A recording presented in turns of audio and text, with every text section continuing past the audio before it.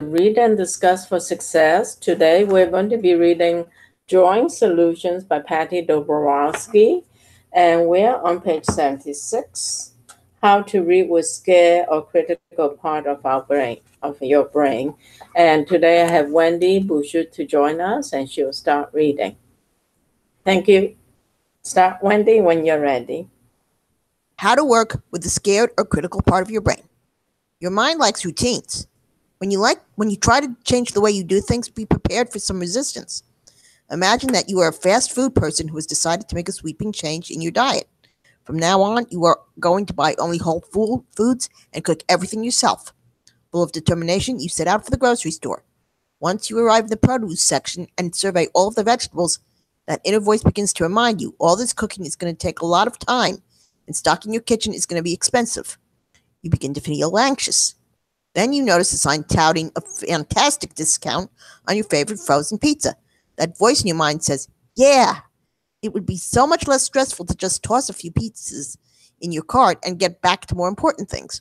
And before you know it, you are whistling as you cross the parking lot to your car without a single vegetable in your shopping bag. Your mind just won this round. The challenge of doing something new or different has been sidelined for now. How many times has a friend announced their plan to do something radically different in their life, and a few weeks later you run into them and ask about the new program? What new program? Doing the familiar, even if it keeps them miserable, is easier than grappling with change. The part of your brain that prefers the familiar is also responsible for torpedoing great ideas before they become your bold steps or desired new reality. The limbic system of your brain determines how you react to sensual stimulation. In many cases, it is critical for survival, allowing you to react with lightning speed when someone pulls out in front of your car. It is also to blame when you spontaneously yell at someone who took your parking place. This sets off the merry-go-round of the anger response, which, along with diminished ability to learn new things, has been linked to anxiety, attacks, or depression. As overwhelming as this may sound, the great thing about how your brain works is this. It is only responding to the cues you provide. You can actually trick it into responding differently. For example, when you created your map, you came up with your big, bold steps, things you decided to do to manifest your new desired reality. At the time, it may have felt thrilling to think about taking the leap, to do things differently, to make big changes. Now, a week or a month later, you look at those bold steps and they feel completely daunting. You may wonder how in the world you are going to do them. Doubt begins to seep in, followed by fear, and before long, your cortisol levels begin to rise. And, well, you know where this is all headed. Exercise. Switching off your amygdala. Here's a simple way to stop this cascade of events. First, notice and label what you are feeling. This is called symbolic labeling. This activates a part of your brain that puts the brakes on escalating reactions. Next, identify even one small, easy step you can take to move closer to your goals. Setting up small, manageable tasks that you can easily complete will calm your amygdala and reduce the tendency to spiral into negativity. Let's say one of your big, bold steps is to quit my job. A simple, manageable task might be to make a list of what you liked about the jobs you have had in the past. Then make sure you have captured all those qualities in your new desired reality. You could also make a list of the people you know who have found satisfaction by quitting their jobs and call them to talk about it. The act of doing something different in a familiar situation begins to rewire your brain for healthier responses in similar situations. Simply put, you can learn to bypass your amygdala's automatic default operations in much the same way you choose to tap different buttons on the computer to enter a new screen. When you find yourself in a negative, fear-based place, here are 5 things you can do to switch your brain into a more positive place. 1. Do something physical that makes you sweat. Any form of activity in which you work up a sweat for 5 minutes will help prevent buildup of stress hormones. 2. Put on some music and dance around. 3. Pet your dog or cat. 4. Call one of your upbeat friends. 5. Find a funny video on YouTube and laugh out loud. All of these are simple relaxation techniques to help get that pesky amygdala out of the way and make room for more creative ideas. The more skilled you become at noting when you are stressing out from fear or self-criticism, naming it and reprogramming your response to shift yourself back into a positive place, the easier it will be for you to get back to taking action on your new desired reality plan. Your change and its impact on everyone else. Tuning in. According to quantum physics, we are all composed of vibrating matter, and all life is simply little molecules spinning and swirling around in a whirl of energy. When you change the way you think and act and begin to use visual imagery to generate the things you want in life, your energetic pattern changes. By changing your habits, you also begin to resonate to a new and different frequency. You could say you are tuning yourself to a new song. In doing so, you surrender to small shifts in yourself and those around you. What I mean by surrender is you acknowledge that you are available for divine intervention in whatever form it materializes to help you along. These shifts are simply change energy. What can that change energy do? In a family, it may feel scary. You're no longer the partner or spouse or sibling they're used to. The more information you can provide everyone around you about the changes you are initiating and why, the more likely they will be able to adapt. But you must give them something to tune into. If until now you have a history of talking about change, but not really making it, be prepared for some surprise reactions when you actually follow through on your plan. Keep in mind that the way people react to your efforts is directly related to their own comfort level with change. Those who are flexible and able to adapt to their own changes will be in a better place to offer suggestions or help. If making changes isn't easy for them, they may respond by creating obstacles for you or giving you a big dose of their own fears. Change creates holes in the fabric of daily life. It forces you to look deeply at yourself and others, and sometimes you may not like what you see. Get in touch with your deepest, most authentic self, the one that approaches life with a playful, childlike curiosity. It will help you be fully present to what is happening within and around you. All right, I'll stop here. Okay, thanks. Next section is sharing your vision. Sharing your vision. After an individual session with a snapshot of the big picture, most of the people I work with are excited and passionate about sharing their new vision with everyone. Many of them carry their maps around, showing anyone who will listen at home with friends and at work. Not a good idea. Not everyone is as overjoyed as you are about your desired new reality. For this reason, I encourage you to be protective of your new vision. Sharing it with someone who reacts with doubt or fear may challenge your own confidence. One way to decide who might be supportive is to reflect on their past responses to your changes and ideas. To keep your own enthusiasm high, list the people you feel you can count on to be supportive of your vision, and separately list those who may not. This is particularly true if you have people in your life who have been critical or even scared of changes in the past. You may discover that some people feel it is their duty to protect you from disappointment or failure. I encourage you to only share the map and your vision with people who will positively support you in achieving it. While you have a responsibility to be honest and open, timing is everything. When your dream is new, it is a delicate seed of an idea, and you must protect it. This is one way to honor yourself and your process. Some of us find it easy to honor others but have difficulty doing it with ourselves. Now is the time to surround yourself with the kind of positivity that will protect and propel your vision into the future. Understanding those diverse reactions.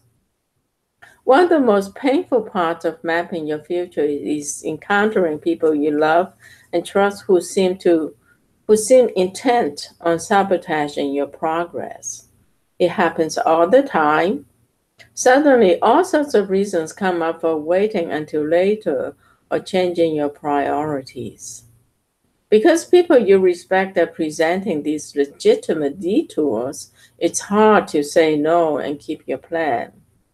These well meaning people may include your parents, partners, spouse, best friends, colleagues, and most precious confidants, all of whom feel it's their right to challenge your thinking.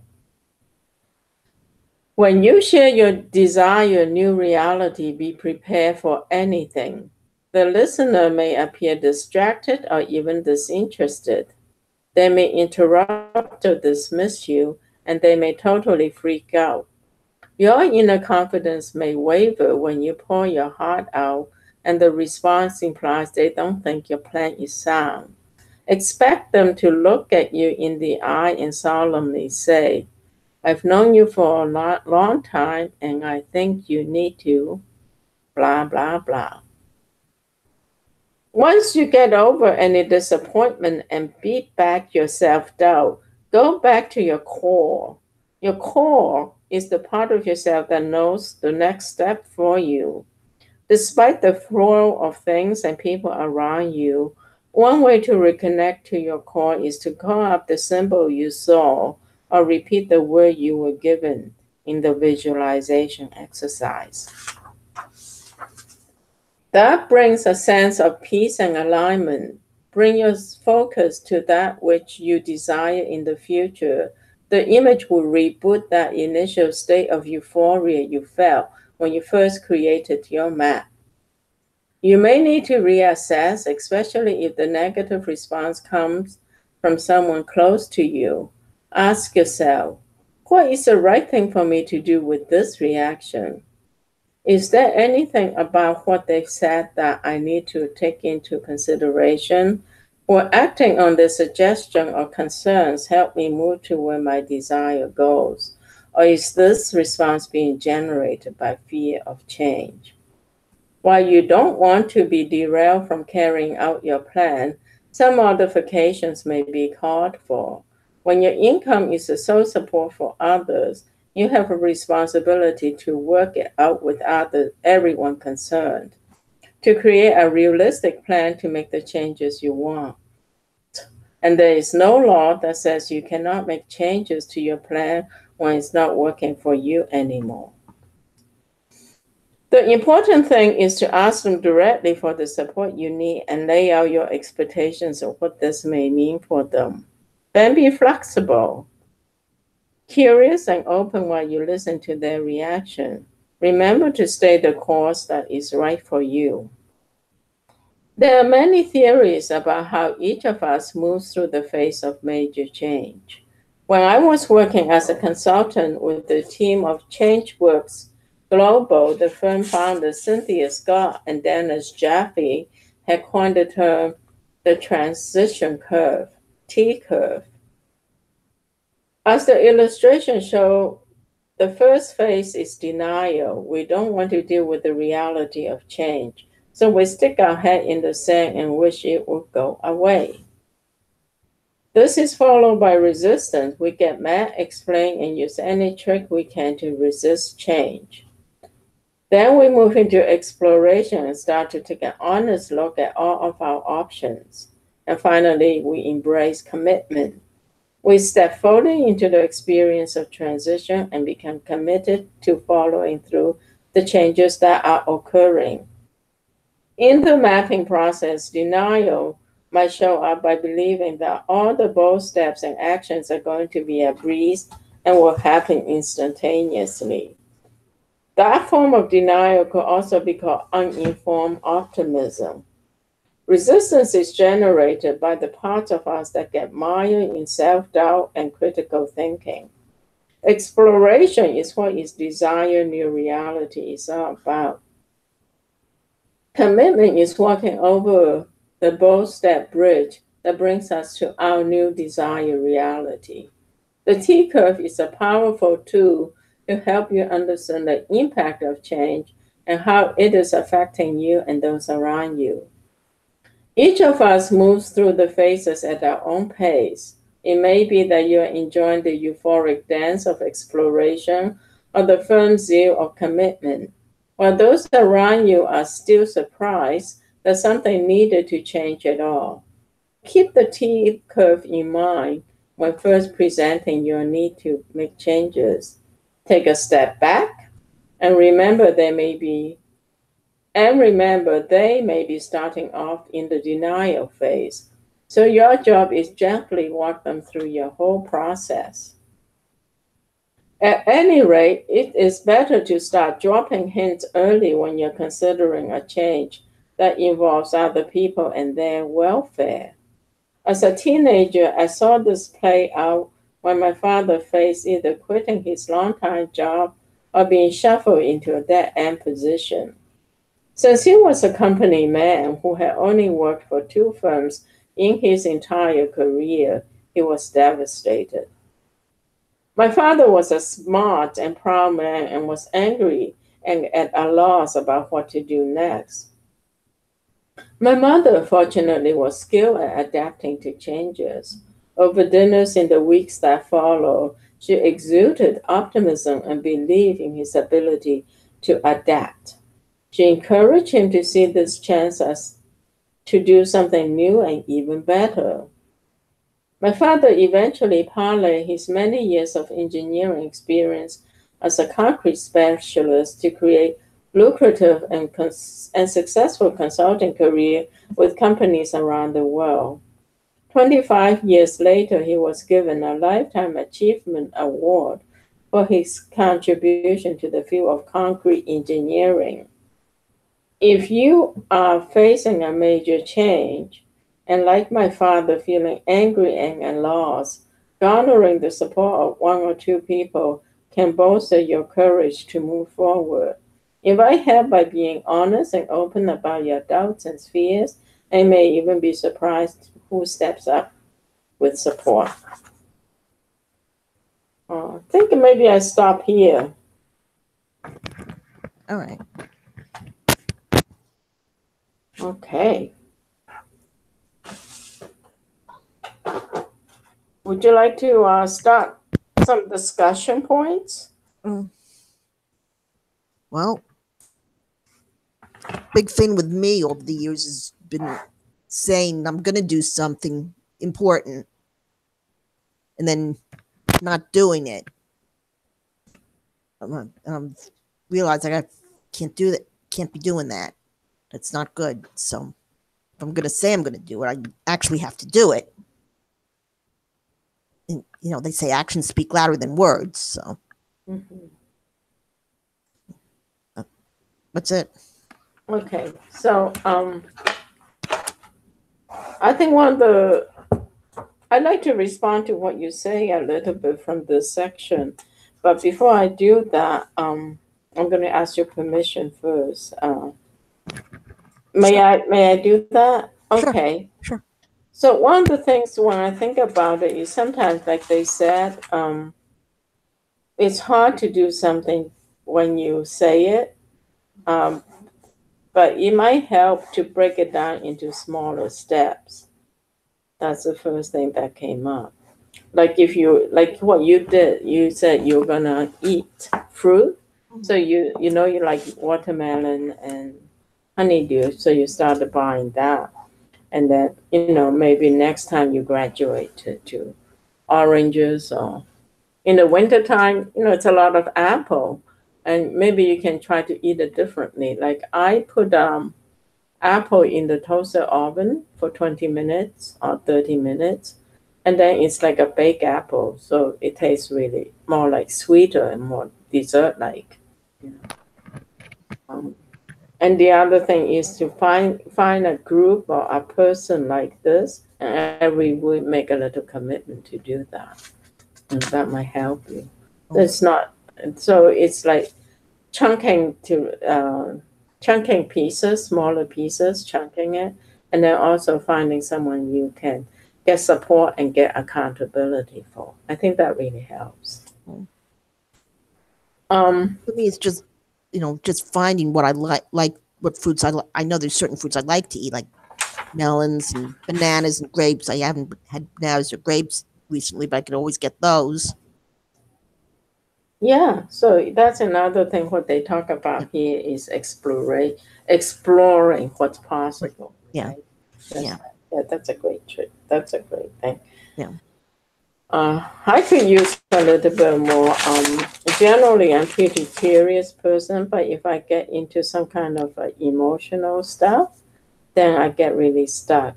So, as I was telling you before the meeting, I had that incident, and I'm feeling a little stuck right now. So maybe I can. I did call someone up, and I did get some ideas. So that's one thing I did.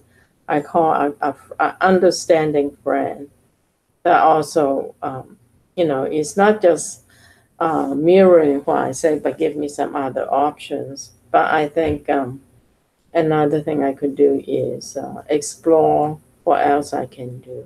So I'll do that. The thing I really found interesting was the transition curve. And just to know that, it's almost like Kubler-Ross's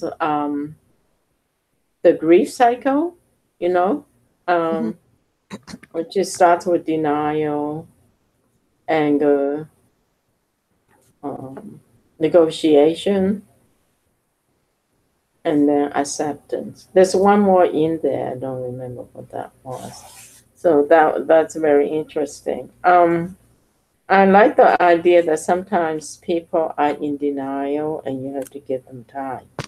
And that cycle works for us and for others.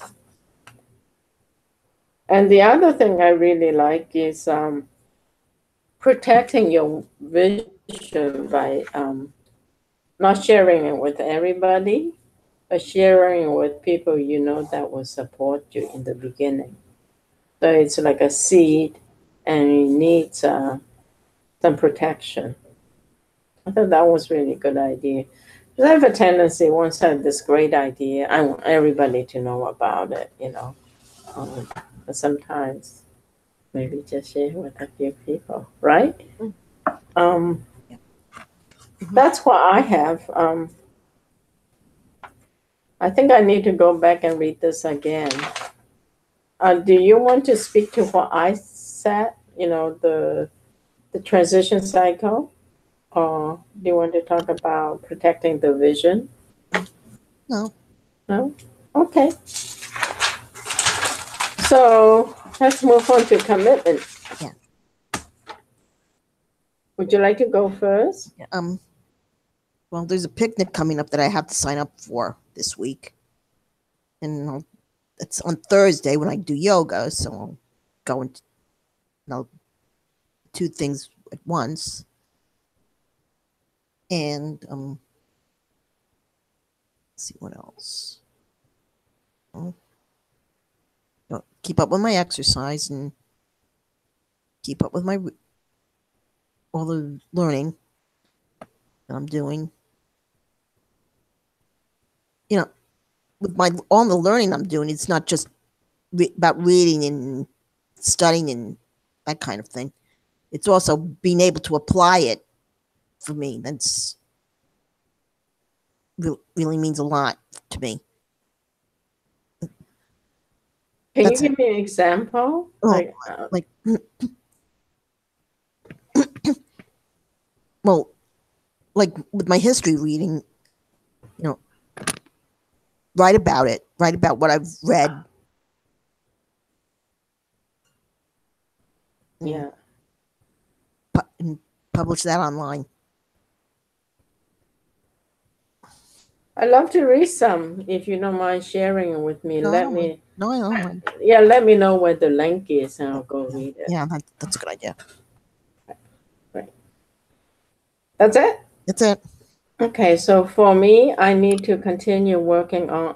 I need to continue to cultivate a loving relationship with my husband and everybody.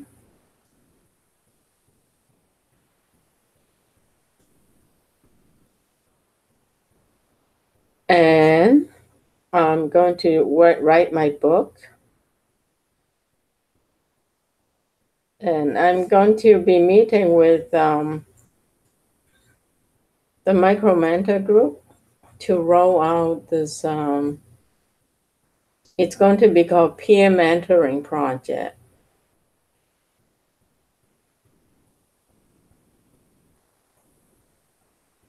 And then exercise.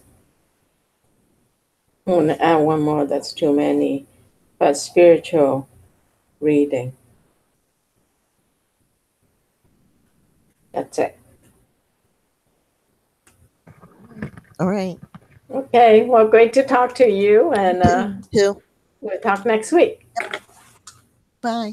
Bye. Thank you.